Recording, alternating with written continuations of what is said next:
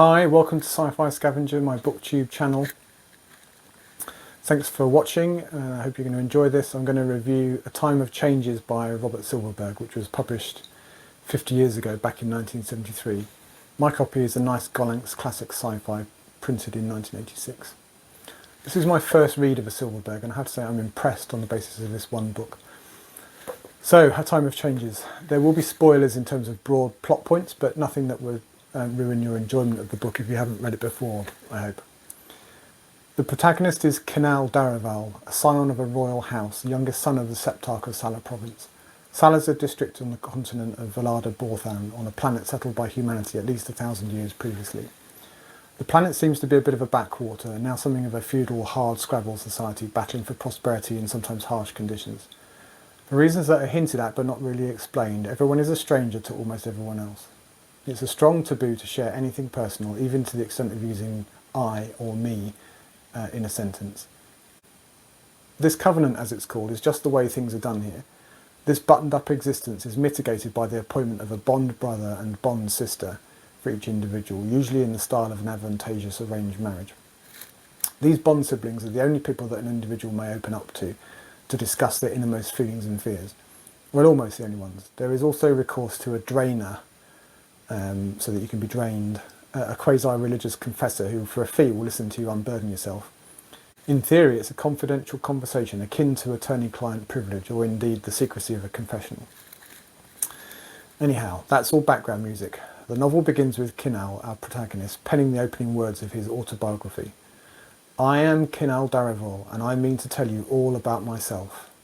These are covenant-shattering words, and he spends a couple of pages telling us just how big a deal this is. Obscene, he says, obscene! He's on the run, in hiding in a shack in a wasteland populated by hornfowl, giant hunting birds with stabby beaks. He's hiding because of the events that unfold in the book. He muses on his potential audience, deciding that since they may be off-worlders, like us, he had better take the time to explain things in more detail. This is a nice device to allow a really lovely description of the world in which Canal lives, the people and the culture. Silverberg really has a painterly touch here, and it was very easy to visualise this world. He tells us about his father, the Septarch, his older brother, and most importantly, his bond siblings. As part of his countercultural, taboo-busting, self-bearing journey, Canal asks that you subscribe to the channel and smash the like button as if your very life depended on it. Where were we? Ah yes. Canal's father dies early in the book, his brother taking the throne. To avoid being culled as a spare heir and thus a potential threat to his brother's reign, he decides to leave. He heads for Glyn, a northern province where he has family on his mother's side. Here he expects to be lauded and to find a comfortable position in the family business. Canal told a few fibs in order to be able to leave Sala, and is now somewhat of a hunted man. Helping Canal might incur the wrath of the Septarch of Sala, so Canal is given short shrift and he finds he needs to move on in a hurry to avoid arrest. After a spell as a lumberjack and a farmhand, communing with nature and musing on the nature of being, he then travels to another province, Manoran, the lush and wealthy home province of his bond sister Hallam. Here he is fortunate to get a job as a chief of staff to the local High Justice. This position allows him to accumulate wealth, and he soon marries Loimel, the equally beautiful sister of Hallam, his bond sister. They produce some kids, things are trucking along nicely until he meets Earthman Schweitz.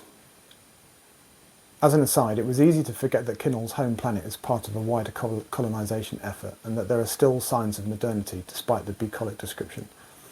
The occasional mention of cars, planes and telephones were jarring, a reminder that while Borthan may be a galactic backwater, it is not totally medieval. The Earthman Schweitz is really where things start to go pear-shaped for Canal.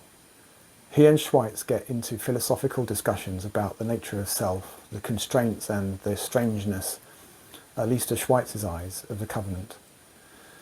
He offers a narcotic which will allow them to share an experience, to know each other fully and completely.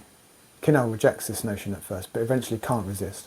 He and Schweitz partake, and Canal's head is blown by the experience, even declaring that he loves Schweitz, not sexually, but because he knows him fully and vice versa. Canal is a bit freaked out after this taboo experience and goes to see a drainer. He does not get the usual peace or cleansing from this process, finding that he has lost his faith, but content that he has found another in his experience with Schweitz. Schweitz and Canal conspire to arrange a voyage to the southern continent to source much more of the narcotic. And once back in Manaran, and with plentiful supplies, Canal sets about converting more people to his new faith, rejecting the old ways and accepting the new. This prophet phase is his undoing. The word gets out about what he's doing and he must flee, leaving friends and family behind. He heads to Sala, his home province, the intervening decades and his brother's children removing the risk to Canal as the spare heir.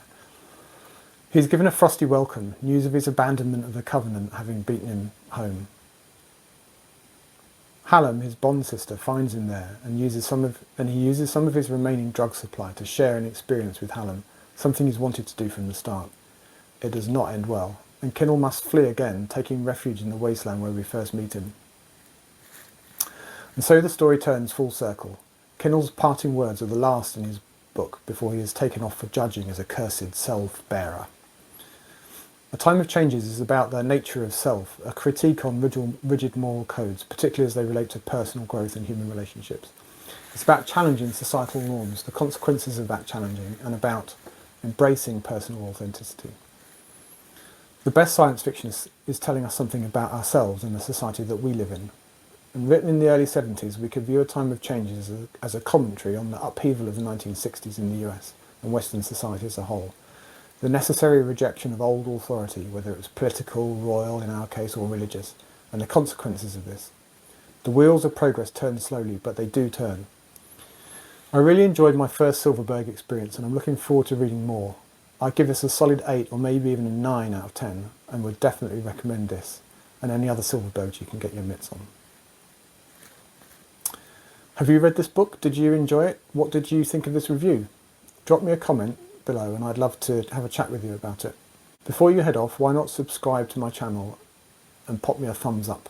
But anyway, thanks for watching and I'll be back soon, probably with another review. But bye for now.